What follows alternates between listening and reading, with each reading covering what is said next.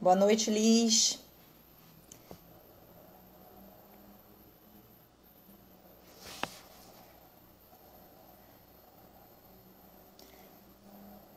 Boa noite a todos.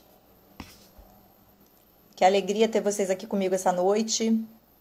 Vocês estão me escutando bem?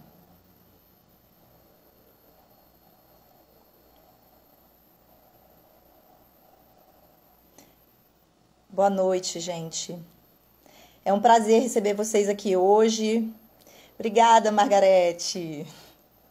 Tô aí agora essa vida online, que há muito tempo eu venho postergando, mas chega uma hora que a gente, né, resolve, porque eu acho que é tão importante trazer conhecimentos. Obrigada, Rogério. É tão importante a gente trazer conhecimento para a nossa população, porque, principalmente na área da nefrologia, as pessoas elas não sabem nem o que é nefrologia, né? É uma pergunta que eu me deparo muito. Então, quando eu estou numa roda de amigos, as pessoas falam, mas o que é nefrologia? Então, e mal as pessoas sabem que as doenças que a nefrologia trata são doenças extremamente comuns e que, enfim, tem um grande impacto tanto na saúde individual quanto na saúde pública. Então, meu objetivo aqui é a gente trazer informações sobre doença renal. E eu vou começar, então, uma série de lives quinzenais em que eu pretendo trazer vários especialistas para a gente conversar um pouquinho sobre, enfim, sobre todos os aspectos relacionados à doença renal, até para a gente trazer a informação de que a doença renal, ela está muito relacionada com outras. Então, muitas vezes é tratando as outras doenças que a gente trata o rim, certo? Boa noite, Zé Luiz, Juliana, Cláudio, Daniel e outras pessoas, gente, que eu estava falando eu não vi. Mas muito obrigada pela presença de vocês. Marcela, Liz, já falei. E se eu não citei o nome de alguém, Léo, Irving, já falei do Rogério, Luiz Fernando, Dr. José, muito obrigada pela presença. Bom, o meu objetivo é que seja uma live, assim, não muito grande, até porque, né, ninguém, enfim, todo mundo tem seus afazeres. E hoje o meu convidado é o Dr. Wilson Júnior. Eu vou chamar ele agora, que eu vou apresentá-lo, tá? Mas só um minutinho que eu vou chamá-lo, ele já tá aqui com a gente na live. O Wilson já conheço ele há alguns anos. Tudo bem, Wilson? Olá, tudo bom? Grande prazer ter você aqui inaugurando as minhas lives. Prazer, Pensei em você. Quando eu pensei em cardiologista, eu pensei em você. prazer é meu, prazer e um privilégio estar com a minha R2. A gente tem que contar essa história, né? Nós fizemos residência juntos. Quando eu fiz a propaganda da live, eu escrevi assim, ele foi meu residente. E aí eu pensei assim, vão achar que eu era staff dele. Mas eu não sou tão mais velha assim que você, né? Eu fui só sua R2. Mais experiente, mais velha não, olha lá. Pois é, um pouquinho. O Wilson, ele é cardiologista, ele fez residência de clínica médica lá no Hospital Central da Polícia Militar, ele se formou na UF, não é? Tô certa? Sim, Fez Universidade Federal Fluminense, ele fez residência de clínica médica lá no HCPM. Eu só não sei onde você fez cardio, então essa parte eu vou deixar você falar. Laranjeiras, fiz cardio em Ah, Laranjeiras. que legal. Então você pode se apresentar. Deixa eu me Então, apresentar antes, rapidinho, porque quem não me conhece, eu sou Olivia, eu sou nefrologista. Trabalho no Hospital das Clínicas aqui do Espírito Santo, sou carioca, como vocês podem perceber pelo sotaque, mas já moro no Espírito Santo desde 2010. E, enfim, trabalho então no Hospital das Clínicas, né, da Universidade Federal do Espírito Santo, e também trabalho em clínica de diálise e sou professora da Multivix. E agora eu quero que você se apresente. sou o Wilson, sou cardiologista, né? Como o Olivia já passou, eu fiz residência de cardio no Laranjeiras, a gente fez residência de clínica junto na polícia antes disso, né? Também sou carioca, mas sou um carioca meio fajuto, porque fui criado aqui em Marataízes, do lado aqui em Cachoeiro. Hoje em dia eu moro em Cachoeiro. Atuo no consultório particular, mas também nos dois hospitais maiores aqui da cidade, né? No Hospital Evangélico, que é um hospital filantrópico, e no Hospital Unimed, né? Hoje estou na rotina da unidade coronariana do Hospital Evangélico, na rotina de cardiologia da Unimed, né? E fiz hemodinâmica também, hoje estou na hemodinâmica na Unimed. E sigo aí, estamos aí nessa luta diária. Também sou professor de medicina na Multivix. Que legal. Muito bom ter você aqui. A Prazer gente é vai meu. conversar, com certeza. E aí, quero conversar com você. O que será que rim e coração têm em comum, Wilson? Será que tem a ver? Será que não tem a ver? Porque eles estão tão distantes, né? Um tá aqui no peito, outro tá aqui embaixo. Será que eles têm alguma coisa a ver? Nossa, eles são mais próximos do que a grande parte das pessoas imaginam, né? O funcionamento é praticamente acoplado entre um e outro, e o que um sente, o outro sente também, muito proximamente, né? Por isso o Exatamente. cardiologista e o neuro próximo tem que ser tão amigo, porque a gente divide os mesmos problemas, os mesmos pacientes, né? E a gente tem que arrumar a solução para isso, nesse caso. Com certeza. Eu queria começar falando sobre um dos maiores problemas de saúde pública que a gente tem, que é a hipertensão. Eu queria, assim, é claro que a gente não vai estar dando uma aula de hipertensão, a ideia é relacionar com o rim, mas eu queria que a gente conversasse um pouquinho sobre hipertensão e rim. Doença renal, melhor dizendo, né? Hipertensão e doença renal. Tem relação? Como é Não, que tem você tudo a poderia ver. falar isso pra gente? Tem tudo a ver. Como eu brinquei aqui, o funcionamento do coração e do rim ele é muito acoplado, né? Então, a hipertensão é uma doença extremamente prevalente na nossa população, né?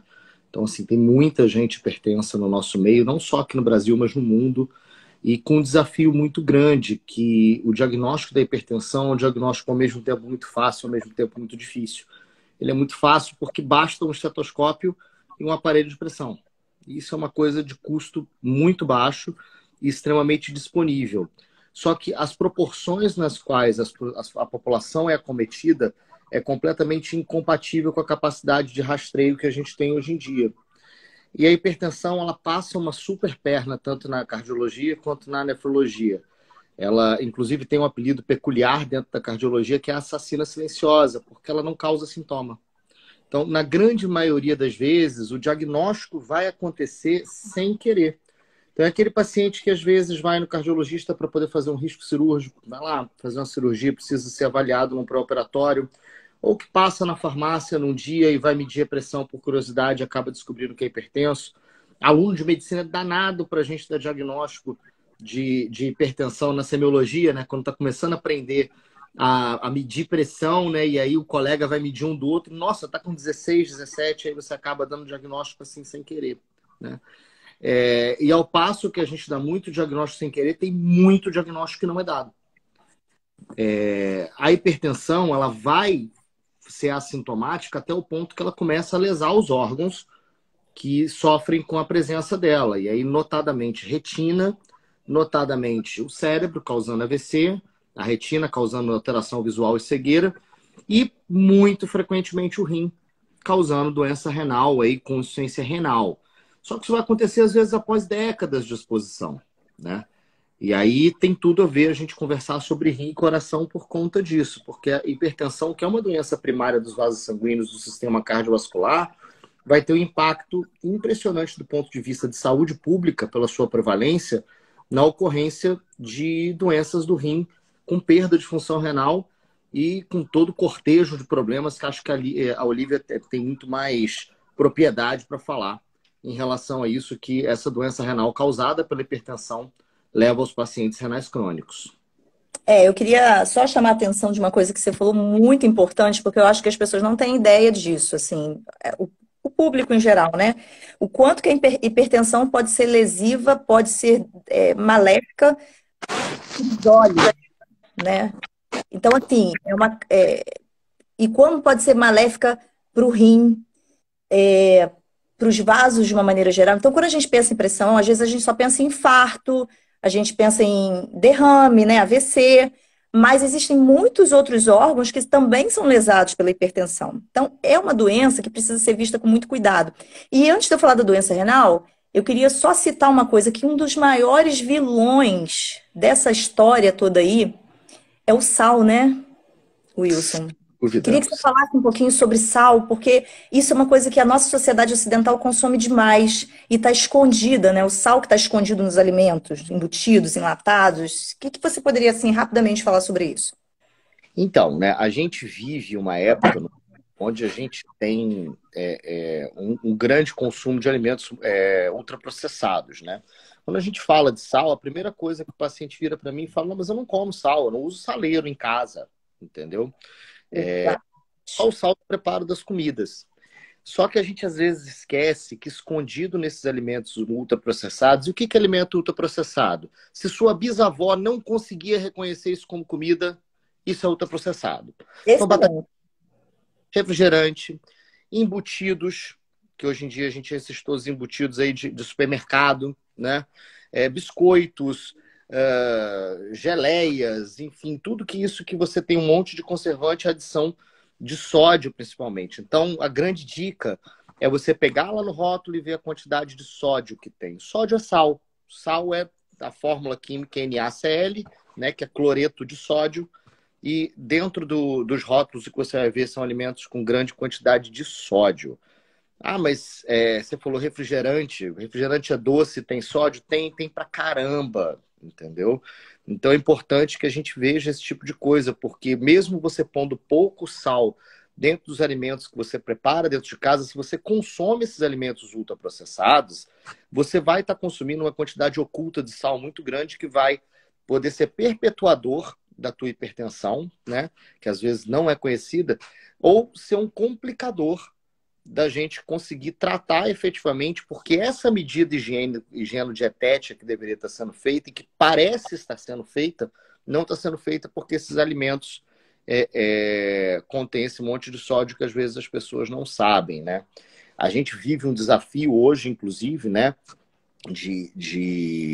Dentro da crise econômica que a gente tá vivendo, né? E isso não é só um fenômeno no Brasil, a gente nos Estados Unidos tem isso com muita quantidade de ver pessoas obesas em carência alimentar, de tanto alimento ultraprocessado que a gente come, que tem caloria. Você vai fornecer caloria, mas você não vai fornecer nutriente. E você acaba fornecendo micronutrientes e macronutrientes que são completamente inadequados para a dieta de um ser humano saudável, né? Então, a grande pegadinha disso é que são alimentos que acabam sendo mais acessíveis, né, do que efetivamente alimentos saudáveis em uma boa parte da nossa população. Sim. Então, a segurança alimentar e a forma como a gente se alimenta hoje em dia é algo que precisa ser bastante rediscutido, tanto em nível médico, no consultório médico, quanto em nível de saúde pública, na realidade. Então, uma boa dica, que eu achei essa frase sensacional, é: se a sua bisavó não conseguiria reconhecer isso como comida, isso é ultraprocessado, dá uma olhada no rótulo, toma cuidado e de preferência não consuma. Nossa, maravilhoso. E eu achei interessante, eu acho interessante porque a questão do sal, ela não se aplica somente à hipertensão, né? A gente pensa que, mas assim, mesmo o paciente que não é hipertenso e tem doença renal, se ele, o excesso de sódio vai fazer, independente de ter ou não pressão alta, né? Ele vai fazer lesão renal. Então, uma das coisas que a gente fala para o paciente que tem doença renal é que ele diminua o consumo de sal. Não é para parar. É raro as pessoas fazerem isso, mas eu já vi paciente que foi radical e parou de uma vez tudo, assim. Então, o que a gente recomenda é que ele coma comida de verdade, né? Essa história que tem sido falada, mas que é uma dieta rica em frutas. A gente sabe da importância do potássio, né? Para controle de pressão, enfim. O potássio tem toda uma questão da doença renal que não vem ao caso aqui, né? Então, eu tô falando de pessoas que não têm doença renal avançada, tá? Que é uma outra história. Mas isso aí fica para uma outra live. Enfim, então o sódio, na verdade, é um dos maiores vilões e a gente precisa se conscientizar disso, não é isso?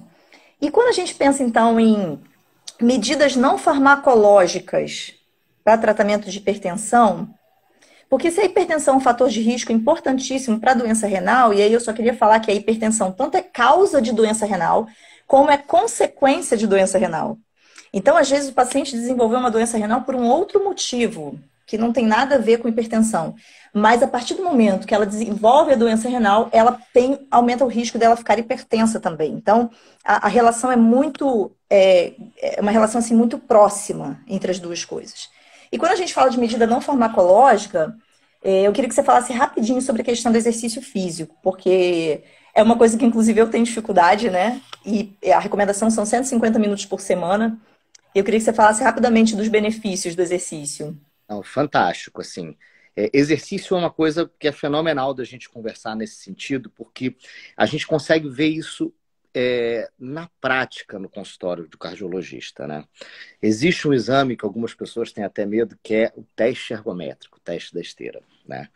E a gente consegue mostrar com o teste da esteira, muitas das vezes, o efeito prático do exercício físico em relação à pressão alta. Então, é muito comum a gente pegar o paciente hipertenso, que chega lá já um pouco mais ansioso por conta de que vai fazer o teste de esteira e tal, e começa lá com a tua pressão 15, 16, discretamente aumentada. Faz lá um protocolo que normalmente gira em torno de 8 minutos, ou seja, uma quantidade pequena de exercício em tempo, mas numa intensidade progressiva que leva à exaustão desse paciente, e esse paciente termina o teste ergométrico por muitas vezes com 12/8 de pressão. E por que isso acontece? Muitíssimo. Isso acontece por quê? Porque o exercício, ele em última análise, ele vai fazer no organismo exatamente a mesma coisa que todas as drogas antipertensivas fazem. Todos os remédios de pressão fazem. Que é promover cada uma das drogas por um motivo diferente, por uma via diferente, por um mecanismo diferente, vasodilatação. Hipertensão é vaso sanguíneo duro. O vaso sanguíneo que, com a idade, em algumas pessoas, por uma progressão mais rápida, normalmente ligado à sua genética, esse vaso sanguíneo fica endurecido. E aquela pressão, aquela coluna de sangue que era bem acomodada, bem complacente, ia com um fluxo bacana quando era jovem, começa a ficar andando sob pressão. Tipo aquela teoria da mangueira, se você pega uma mangueira de água no quintal e não bota nada, e abre ela, vai ter um fluxo de água lento, bobão, que cai tranquilo. Isso seria uma pressão normal. Se você bota o dedo na frente, vai um jato com uma pressão alta. Então, a hipertensão faz com que isso aconteça dentro do nossos vasos sanguíneos. E o exercício físico, ele libera um monte de substâncias no exercício que promovem vasodilatação, que é tirar o dedo da frente da mangueira. Todos os remédios de pressão, no final das contas, fazem isso também. Mas o exercício é uma forma natural de você fazer isso.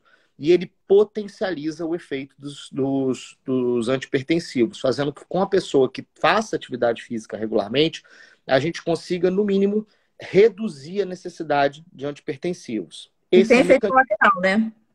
Sem efeito colateral. Esse é um mecanismo. O outro mecanismo é que quando você faz exercício físico, você aumenta o seu gasto energético diário. E você aumenta a chance, se você estiver acoplado com uma dieta que seja balanceada, de entrar em déficit calórico. Ou seja, gastar mais calorias do que aquelas que você ingere. E com isso você consegue emagrecer. Gordura não serve para nada em excesso. Então, ela é só mais um tecido para sobrecarregar o coração, para criar mais vasculatura, né? E no final das contas, sobrecarregar o coração. De modo que se eu perco peso, e quando eu estou falando isso, eu não estou falando para ninguém virar Gisele Bündchen, eu não estou falando para ninguém virar Brad Pitt, tá? Eu estou falando perdas de pesos que são expressivas, mas que não são coisas absurdas. Eu estou falando de 5% de perda de peso. Estou falando de 10% de perda de peso. Ou seja, algo praticável. Isso tem um impacto incrível no controle da pressão. Essas pequenas perdas de peso fazem com que a gente, às vezes, consiga tirar uma, duas classes de medicamentos, tá? Associado ao exercício físico, mais ainda. Onde a gente vê isso com muita frequência e até de uma forma meio anedótica. Se você não conversar com o paciente, ele passa aperto. No paciente da bariátrica, que é aquele paciente que, de repente, começa a perder muito peso e, normalmente, ele está super motivado no início e entra num plano de atividade física e associa as duas coisas benéficas. A perda de peso e a atividade física, ele era hipertenso. E o paciente começa a perder peso e começa a desmaiar. Porque ele começa a fazer hipotensão. Porque chegou a hora que ele conseguiu tanto perder peso quanto fazer atividade física e está na hora de eu tirar remédio. Então, esse é o impacto que a perda de peso e o exercício físico pode ter no paciente hipertenso. Você, de certa forma, no mínimo, reduzir a quantidade de medicação e, em alguns casos, principalmente em jovens, quando o sobrepeso e a inatividade é uma das causas secundárias da hipertensão, você tirar e curar isso. Então, assim, a gente vê isso com uma certa frequência. Vi aqui a Adriana perguntando, não gosto de academia. Aeróbico, nada disso. Caminhada ajuda? O que vocês dizem sobre caminhada, melhor horário? Então, exercício bom é exercício que você faz, tá? Então, a Olivia falou, 150 minutos de atividade física moderada por semana é o mínimo recomendado. 150 minutos não é muita coisa. Vamos combinar que são 3 vezes na semana 50 minutos. Ou 5 vezes na semana, 30 minutos. Então, dá para a gente tirar esse tempinho aí. Óbvio que o benefício é cumulativo. Então, o ideal são 300 minutos de moderada intensidade ou 150 minutos de alta intensidade por semana, tá? Lembrando que quanto maior o número de tempo que você fica, maior o benefício. O benefício do exercício físico é sempre cumulativo. Tá? Lá em cima também falou que a vasodilatação do exercício ela é sustentada. Ela não acontece só logo após o exercício, não. Isso acontece de maneira sustentada. Quanto ao tipo de exercício, antigamente existia um conceito de que o exercício aeróbico era mais importante e promovia mais saúde cardiovascular do que o exercício resistido, que é o puxa-ferro lá da academia, né? Hoje em dia a gente sabe que por mecanismos diferentes, fisiológicos, eles causam o mesmo benefício. Então, exercício bom é o que você faz. Se você gosta de caminhada, se a tua capacidade física permite hoje que seja uma caminhada, que seja uma caminhada, desde que você faça. Se você já é rato de academia, já está no modo mais avançado e curte lá puxar ferro, fazer aeróbico, fazer de tudo, bacana. O importante é se mexer. Então não tem um exercício melhor do que o outro. O melhor é fazer exercício. Isso aí. E aí, isso é um tópico que eu acho super importante, porque a gente tem uma sociedade que está cada vez mais sedentária, né? Então a gente fica ali o fim de semana inteiro na frente da Netflix e acaba que a gente se movimenta cada vez menos, ao contrário dos nossos ancestrais, né? Como você disse, as nossas bisavós, né? E a Taina falou uma coisa super interessante ali, ó. Exercício bom é o que te dá prazer. Exatamente. Então, de repente, o que vai te dar prazer é uma dança. Por que não?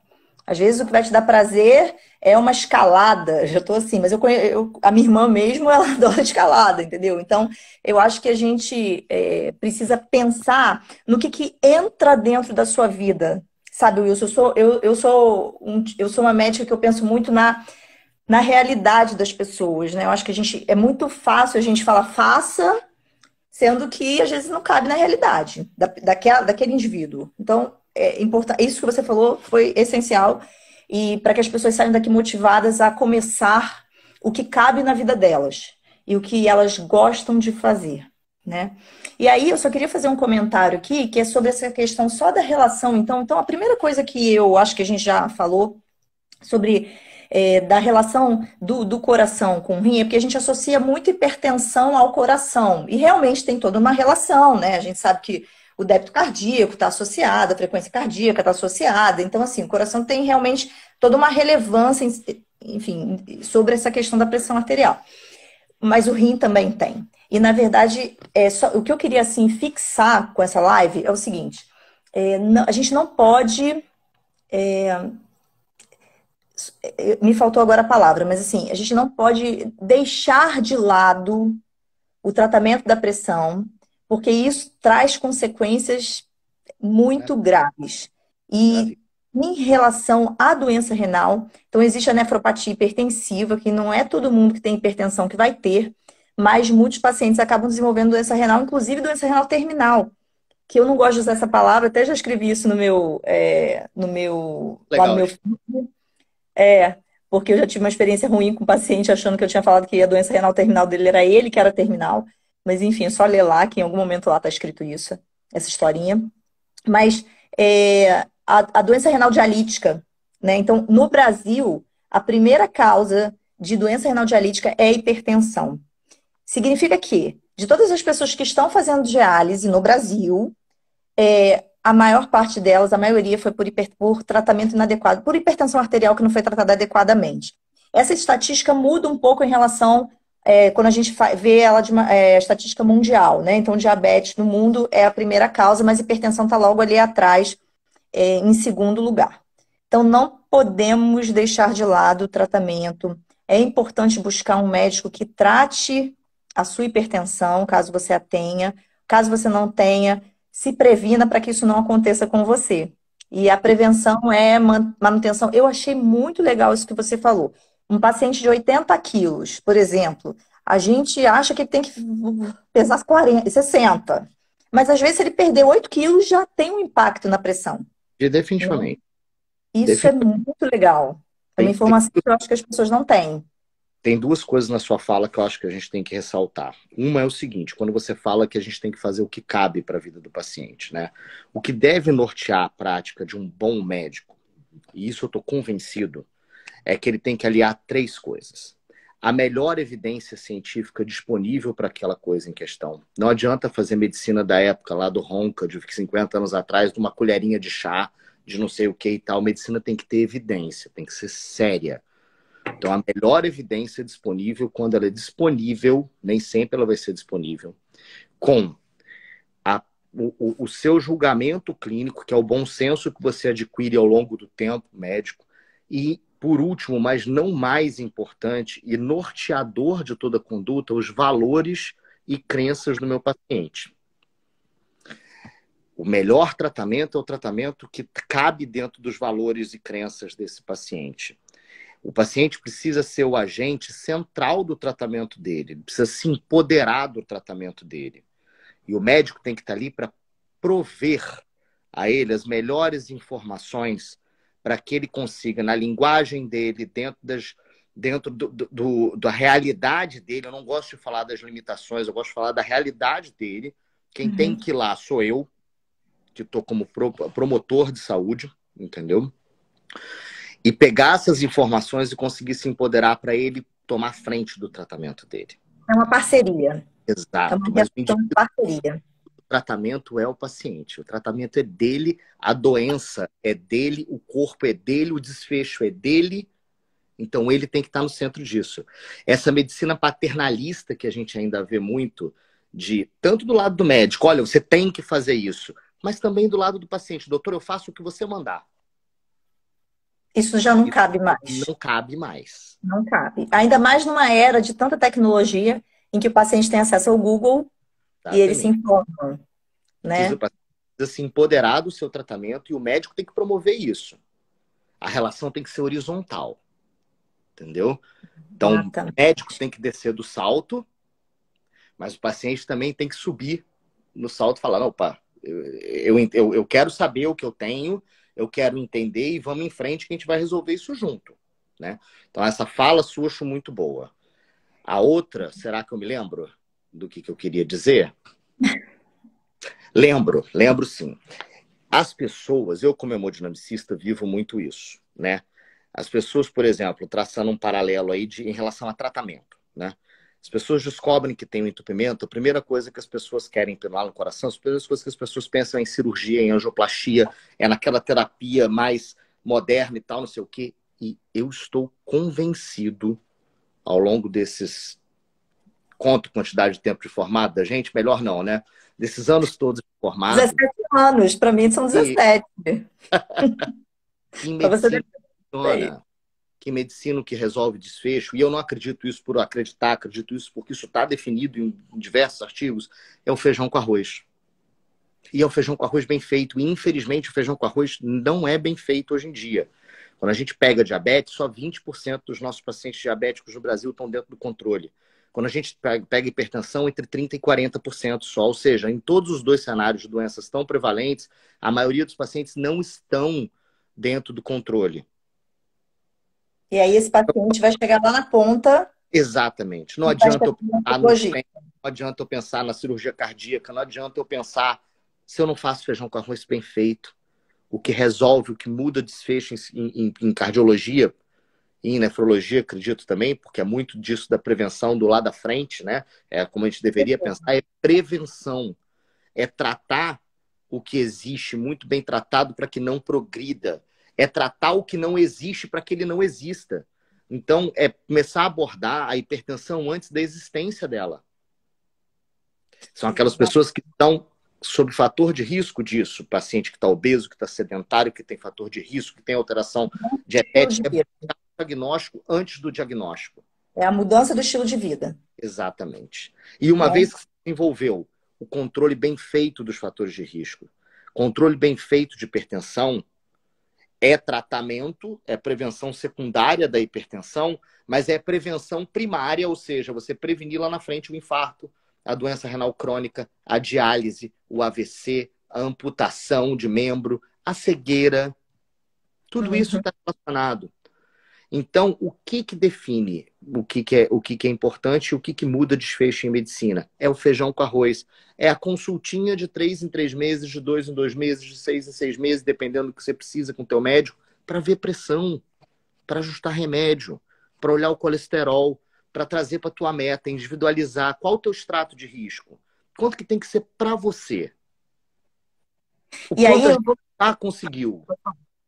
Sabe? Então, eu estou convencido que medicina, o que faz diferença é o feijão com arroz, e o feijão com arroz se faz com relação médico-paciente. É sobre relação humana, é sobre interação entre pessoas, é sobre acolher, é sobre ouvir, é sobre cuidar. E eu bato muito nessa tecla, porque eu acho que das coisas mais sensacionais que a gente pode ter é exatamente isso. Eu sempre falo para os meus alunos assim: nunca desvalorize absolutamente nada que o paciente fale para você. Porque você pode ter arrogância, e às vezes isso acontece quando a gente é mais jovem, né? Arrogância, entre aspas, de achar que você sabe o que está escrito no livro e que você sabe o que o paciente está sentindo. E muitas vezes o paciente tem uma queixa, ele tem uma palavra, ele tem uma experiência que você precisa aprender a ouvir. Então, eu acho que um dos maiores sentidos que o médico precisa desenvolver é o ouvir. E quando você ouve e você dá atenção, diminui muito a chance do paciente, primeiro, não dar valor ao que você está falando e a sua chance de erro diminui. Assim, eu acho isso que você falou de relação médico-paciente e do estímulo a fazer o básico, feijão com arroz, isso pode mudar o prognóstico de um paciente, né? O prognóstico, para quem não entende essa palavra, né, seria assim, o futuro do paciente, digamos assim, do ponto de vista de saúde. Vai evoluir, se ele vai evoluir bem ou se ele vai evoluir mal, se ele vai pagar preço positivo ou se ele vai pagar preço negativo. Exatamente. Entendeu? Isso ele é vai muito ter a fatura de cartão de crédito da saúde dele para pagar. Essa analogia também é uma boa, né? A saúde mais ou menos como um cartão de crédito. Se você não cuida e vai fazendo dívida, a fatura vem lá na frente, ou se ele vai ganhar cashback, né? Se no final das contas ele vai estar ganhando anos de vida com qualidade de vida para poder curtir com a tua família, curtir com teus netos e tal. Então a gente pode escolher na nossa vida se a gente vai ter fatura ou cashback de acordo com como a gente vai viver a nossa vida hoje, agora. É claro que há doenças que são mais complicadas, né? Mas mesmo essas, quando elas têm um diagnóstico precoce, e daí a importância de não deixar isso chegar lá na frente, porque se você não faz o diagnóstico precoce, aumenta muito seu risco, né? Então, desculpa que eu perdi o pensamento. Estou falando que mesmo pacientes que tem, porque eu me lembrei, tem um paciente meu super querido que está aqui na live, o José Luiz, que ele tem uma doença renal policística. É uma doença genética. Ele nasceu com isso, ele não escolheu, né? Então, mas o que eu quero dizer é que mesmo pessoas que têm, às vezes, doenças que são genéticas, essas pessoas podem ter um incremento de sobrevida renal, cardíaca, enfim, tudo mais. Ou seja, um aumento da sua vida livre de doença, digamos assim, né? Se você fizer o tratamento precoce, se você fizer o tratamento correto. Eu queria só, Wilson, rapidinho, responder a Maiara, também uma paciente minha, super querida. Essa menina é uma graça, ela foi minha paciente em hemodiálise e ela transplantou. E ela escreveu assim: quando o paciente é renal crônico em hemodiálise, a hemodiálise em si pode causar algum problema cardíaco no paciente? Maiara, pode. O que acontece? Como eu falei, os pacientes renais, eles normalmente já vêm primeiro que eles já vêm de doenças que podem causar doença cardíaca, né? Então, muitos são diabéticos, hipertensos, e, enfim, tem uma série de comorbidades, né, de doenças associadas que vão da doença cardíaca. Agora, em relação à hemodiálise, não é exatamente... O que acontece, né? O maior problema de quem faz diálise em relação ao coração, que é mais, assim, mais palpável para vocês, seria a questão do peso seco. O que é o peso seco? Quando o paciente faz diálise, muitos deles não urinam, ou urinam pouco. Eles têm como se fosse um limite de urina. Então, por exemplo, assim, se eu bebo 2 litros de água, eu vou urinar mais ou menos isso. E se eu aumentar a minha quantidade de água, eu vou urinar mais também. Mas no paciente que tem doença renal, muitas vezes ele perde essa capacidade. Então ele tem um teto ali que ele urina. E muitos vão perdendo a diurese, né, que é exatamente xixi, né, a quantidade, né, o volume de urina. Eles vão perdendo essa diurese ao longo do tempo, conforme a doença renal vai evoluindo. Então, o que que acontece? Esse paciente, ele muitas vezes chega na diálise com um peso X, por exemplo, 60 quilos. Ele sai da diálise com 60 quilos, melhor dizendo. Só que ele não, ele bebe água, bebe água, bebe água e ele não urina nesse período. Então, quando ele volta para a próxima sessão de diálise, às vezes ele volta com 2, 3, 4 quilos a mais, alguns até mais do que isso. Uhum. Você imagina que o coração, ele é um músculo, né? Então, eu faço uma comparação como se fosse um elástico. Então, o paciente tem lá como se o elástico fosse o músculo do coração. Se você, de repente, começa a ter que lidar com um volume de líquido dentro do seu sangue maior, é como se você ficasse o elástico. O seu coração ele tem que lidar com uma quantidade de líquido maior. E aí, na diálise, vai lá e tira. Aí, daqui a pouquinho, você enche de novo os seus vasos de sangue, e daqui a pouquinho, ele tira. A diálise vem e tira aquele líquido. E aí o coração fica num processo como se fosse um elástico, né? Estica e volta, estica e volta, estica e volta. Chega uma hora que o que acontece com o elástico que isso acontece? Ele fica frouxo, né? E justamente por ele ficar frouxo, é assim que muitas vezes o paciente acaba desenvolvendo insuficiência cardíaca, né? Porque ele tem uma questão com o volume, né? Então, assim, a própria doença renal, Mayara, ela também é uma doença inflamatória. Então, você tem uma série de toxinas que estão ali rodando no corpo. Isso tudo vai influenciando, tá? Mas, assim, quando o paciente, mesmo em hemodiálise, consegue ter um baixo ganho de peso interdialítico, que a gente chama, né, entre as sessões de diálise, quando é um paciente que a gente consegue tratar a hipertensão dele adequadamente, quando é um paciente que a gente consegue controlar os fatores de risco, a chance dele evoluir com algum problema cardíaco diminui, tá? Então, assim, não é porque entrou em diálise que vai ter problema cardíaco, de maneira nenhuma, tá? Agora, uma coisa, eu vou puxar esse gancho, que a gente também precisa levar em consideração, é que muitas vezes o paciente com doença renal, ele tem um risco cardiovascular um pouco mais alto. Eu não estou falando um pouco mais alto, não, mais alto. Assim, eu não estou falando isso para desanimar ninguém, né, para deixar ninguém, ah, meu Deus, não é isso. Mas é porque para a gente pensar realmente em prevenção. Mesmo quem já está em diálise, mesmo quem já é renal, pode prevenir se fizer as medidas adequadas. Entende? Então, assim, não é porque já entrou em diálise, já não tem mais jeito para mim, agora já era. Não é assim que funciona, tá? Então, aqui a intenção é estimular. A gente sabe, né, Wilson, que a doença cardiovascular no paciente com doença renal, ela é uma doença mais, que progride mais rápido, né?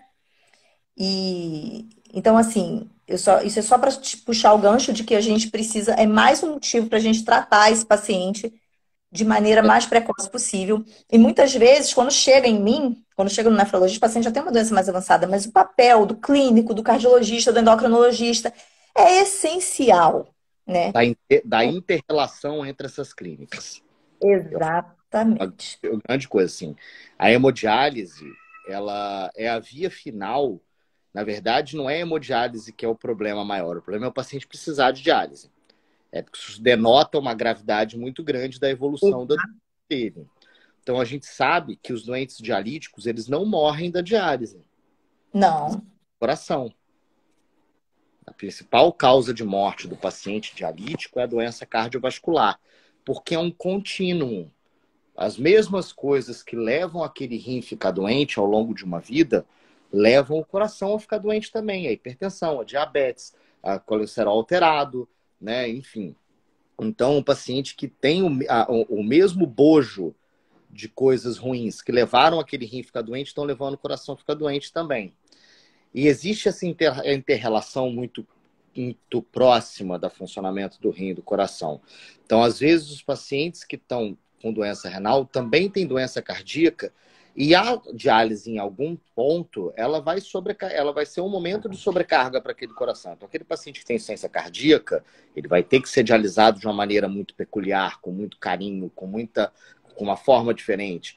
aquele paciente com insuficiência cardíaca, às vezes, que tem doença renal crônica, eu vou ter que ter uma visão um pouco mais diferente em relação ao quanto ele pode ficar anêmico ou não, né? O impacto da anemia que o renal crônico tem nele é maior do que um paciente que não tem doença cardíaca estabelecida. Então, essa interação entre o cardiologista, o nefrologista, o clínico, o endocrinologista tem que ser muito afinada para poder você atender as necessidades individuais de cada paciente. Não tem um paciente renal crônico que é exatamente igual ao outro. Não tem um paciente cardiológico que é exatamente igual ao outro. As necessidades são individuais, então o tratamento precisa ser individualizado. Exatamente. E essa é quando a gente tem uma interação muito positiva entre as clínicas, né? E que cada um contribui com o máximo para o teu paciente. Para o cardiologista, a mensagem que fica é que o paciente renal crônico é um paciente de mais alto risco. Então, é um paciente onde eu tenho que ser muito agressivo, né? Mesmo muito antes disso. Um dos fatores que demonstram que meu paciente tem alto risco cardiovascular, basta ele ter uma redução da função do rim. E não precisa ser muito grande, não, né? Então, assim, disfunções moderadas da função do rim já jogam meu paciente para um nível de risco maior. E já fazem eu ter metas de pressão mais agressivas, metas de colesterol mais agressivas, um papo muito mais reto em relação à atividade física, consumo de sal, dieta e tudo, porque eu sei que se eu largar esse doente dessa forma, se eu não for agressivo, ele vai evoluir com doença renal e doença cardíaca ao mesmo tempo. Uhum. E vai ser muito... Vai ser muito... O que mais mal faz da diálise para poder gerar doença cardíaca é o fato de precisar de diálise. É o fato de ter trilhado todo esse caminho e ter chegado a esse destino. É justamente porque eu sempre falo isso para meus pacientes, exatamente o que você falou, é a mesma coisa que gerou doença renal, gerou problema no seu olho, gerou problema no seu vaso, no seu coração, nas suas artérias das pernas. E aí o paciente entender isso aí, eu acho que até ajuda na própria compreensão dele a respeito da doença. Eu acho que esse tipo de informação, sabe, Wilson, é muito importante. A gente tem que, como médico, informar o paciente, né? Ele precisa saber o que está acontecendo com ele, até para ele ter a opção de dizer, não, eu quero me tratar, eu vou me tratar. E aí, só para a gente seguir agora o fluxo, assim, para finalizar, eu queria que a gente falasse rapidamente, porque eu também não quero fazer nada muito longo, sobre síndrome cardiorrenal. Porque esse nome, na verdade, a live foi o que o coração e o rim têm em comum. Né? E esse nome ele já fala que tem coisa em comum, né? Síndrome cardiorrenal. Então, eu queria que você falasse rapidamente sobre isso, assim, de uma maneira simples, assim, para a gente entender. É aquilo que faz o cardiologista ter um frio ao longo da espinha, né? Como eu falei desde o início, existe um acoplamento muito grande entre a função renal e a função cardíaca. Tanto é que a síndrome cardiorrenal ela tem 5 tipos, e nesses tipos o que vai variar é meio que o que está descompensando o que e o tempo que está levando para cada uma acontecer. Então você tem lá a síndrome cardiorrenal tipo 1, uma doença cardiológica aguda, o paciente entrou em insuficiência cardíaca aguda, o rim é o maior fominha do corpo, né? Então, assim, a maior parte do sangue que o coração bombeia para o corpo vai para o rim. Uhum. Então, quem sofre primeiro quando você tem uma falha na bomba que é o coração é o rim. Exatamente. Então, cardiorrenal tipo 1, alguma coisa aguda, um infartaço, fez com que a capacidade de bomba do meu coração ficasse ruim. Quem é o órgão que vai entrar em falência junto com o coração mais rápido? É o rim. Na tipo 2, isso acontece por uma insuficiência cardíaca crônica, aquele paciente que vem ao longo de anos piorando e com isso acaba não conseguindo alimentar suficientemente bem o rim de sangue e o rim vem perdendo função ao longo do tempo, entendeu? E assim você tem outros vários tipos que não vale a pena a gente estar falando. Né? Mas o que vai definir, o que fica muito claro quando a gente olha todos os tipos, aí, por exemplo, você tem tipos onde é o contrário, só para poder exemplificar, onde uma doença renal descompensada teve uma descompensação aguda lá da doença do rim que vinha mais ou menos ok. Faz com que haja uma sobrecarga de líquido no organismo e isso vai lá e descaçambe a função do meu coração. Então, vocês vejam que a interação é tão próxima que a doença de um descompensa o outro. E a doença do outro descompensa um. Isso mostra essa interação. E isso é justamente porque o rim é o fominha do corpo, é ele que vai pegar a maior parte do débito de sangue que sai que o meu coração jogar para frente.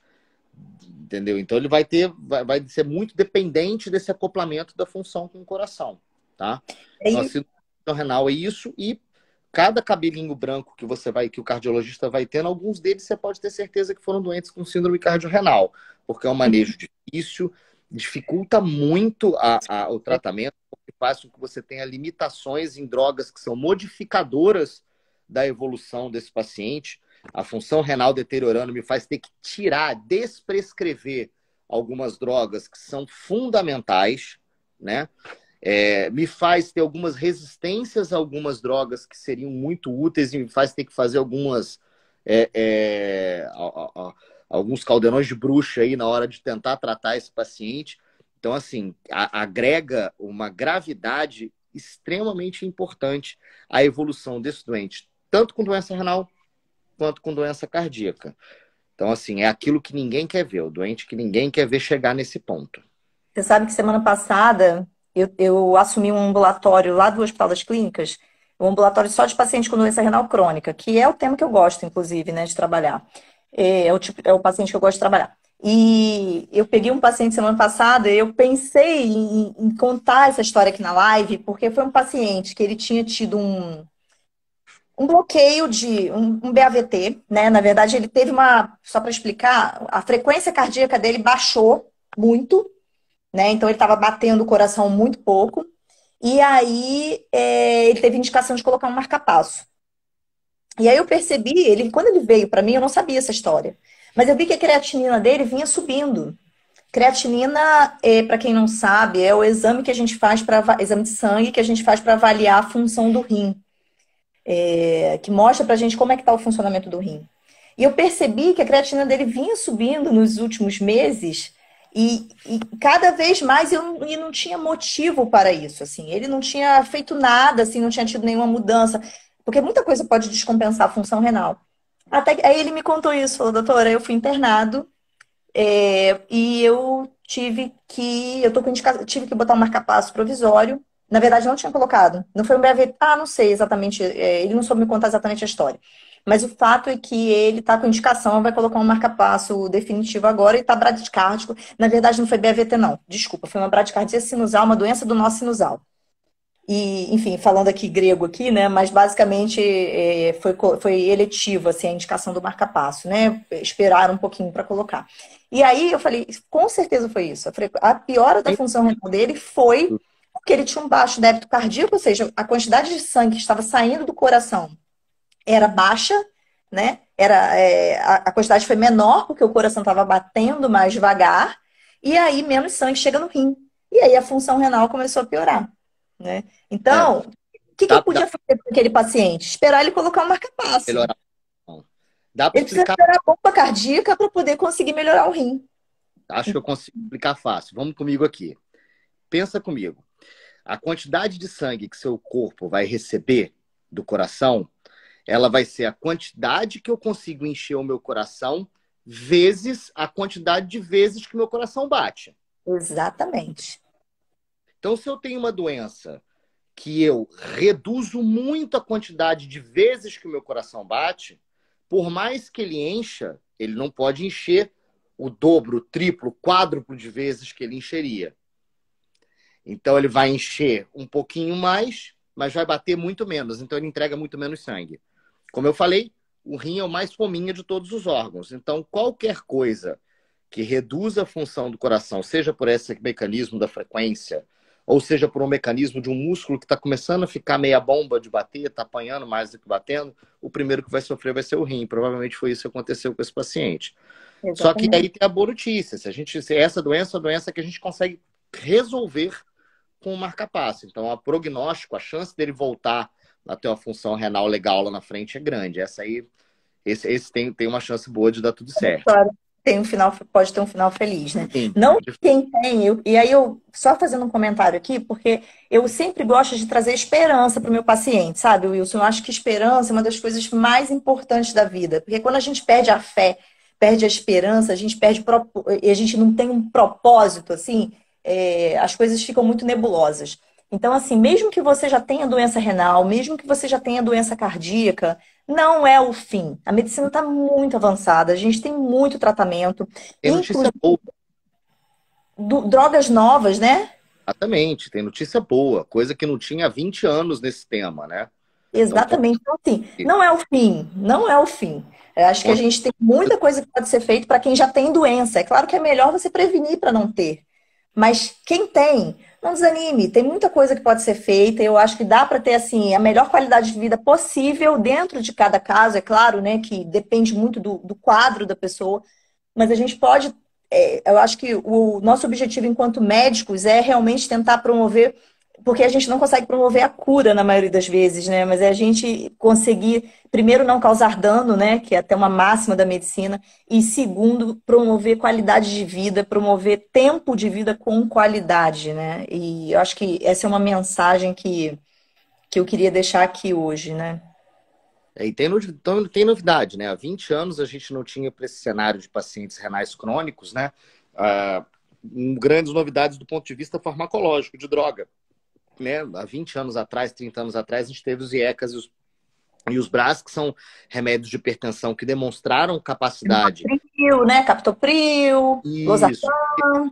exatamente. Esses comunzões. Lembra que eu falei que o que funciona é o feijão com arroz? É o captopril, é o enalapril, é a losartana, né? Esses que vocês todos já ouviram falar, né? Mas desde essas drogas, a gente não tinha grandes notícias boas. E nos últimos 5, 8 anos aí, a gente começou a ter novas novidades aí que culminaram nos últimos 2 anos em 2 estudos muito interessantes, muito importantes, que estão mudando a prática médica, né? A gente tem uma nova classe de medicamentos, que são os inibidores da SGLT2, que é uma proteínazinha que tem lá no nosso rim, né?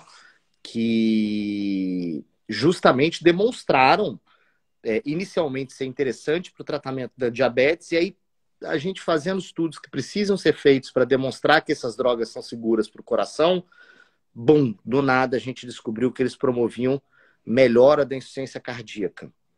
E mais ainda, mais que por acaso ainda, porque na realidade uma das grandes preocupações é que como ele atua no rim, ele pudesse piorar a função do rim, a gente viu que esses remédios poderiam promover redução da evolução dessa doença e diminuição de mortalidade por conta de doença do rim, né? Então, assim, a gente está num momento de uma revolução no tratamento do doente renal crônico, do doente com insuficiência cardíaca, né?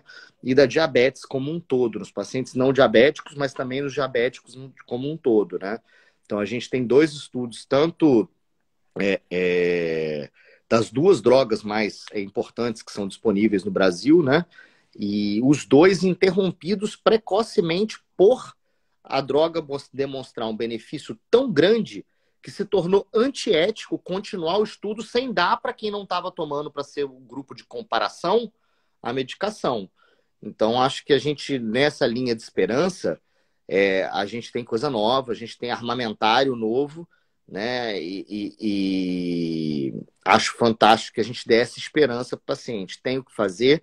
E melhor ainda, com chance de, dentro em breve, a gente ter isso disponível no SUS de maneira mais disponível, né? A gente já tem para alguns cenários, mas ainda são cenários muito restritos, cenários até que não fazem o menor sentido, né? Algumas restrições, mas com a Conitec já tendo pareceres favoráveis, que é o órgão do governo que analisa novas tecnologias a serem incorporadas no SUS, né?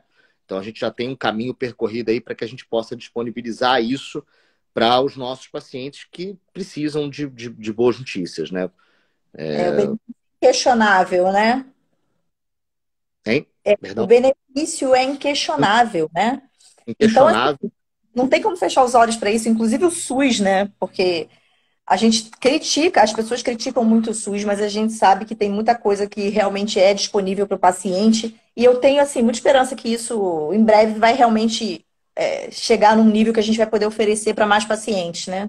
Eu tenho uma visão muito própria em relação a críticas ao SUS. Eu acho que critica o SUS indiscriminadamente quem não conhece ou quem nunca precisou e foi salvo por ele.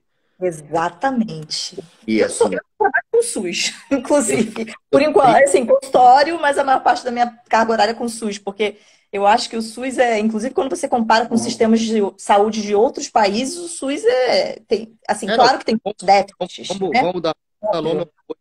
A gente compara, por exemplo, com o sistema de saúde dos Estados Unidos, que é o Sim, sistema de saúde que é extremamente excludente, as pessoas não conseguem acessá-los e quando conseguem se endividam para o resto da vida e falem famílias inteiras por é conta dele. muito cruel, muito E, cruel. e mesmo quando conseguem acessar o sistema de saúde, isso não é uma opinião, isso é pautado em estudo, é o sistema de saúde menos custo-benefício do mundo, é o sistema mais ineficiente do ponto de vista de custo-benefício.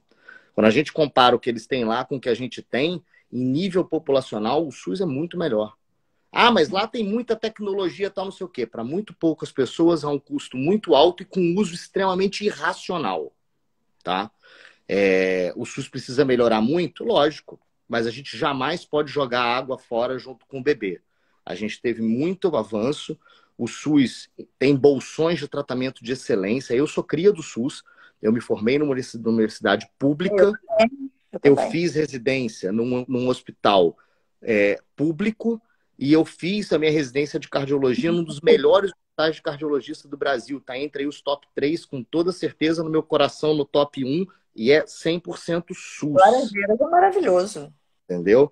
Eu aprendi a operar coração no SUS e a gente disponibiliza tudo isso para o paciente no SUS. Eu hoje coordeno uma unidade de terapia intensiva que faz 30, 40 cirurgias por mês pelo SUS dentro de uma cidade de 300 mil habitantes, abarcando 27 municípios. Então, o SUS é fantástico, o SUS é vida, é nosso, é patrimônio da nossa, da nossa sociedade, E a é gente precisa defender. financiado por nós e tem que ser defendido por todos nós. O Cobrar, SUS, a gente tem que cobrar, mas defender.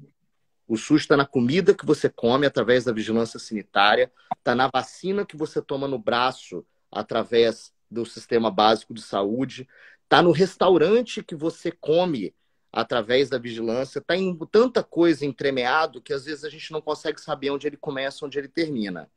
Então, só tem dois motivos para você criticar o SUS. Se você não conhece o SUS, ou se você não foi salvo ainda por ele, mas espero que você não precise um dia, mas se você precisar, você pode contar com a gente, que a gente vai estar aqui. O SUS vai estar do teu lado e nós vamos tentar fazer o melhor que for possível dentro dos recursos que a gente tem, que não são poucos.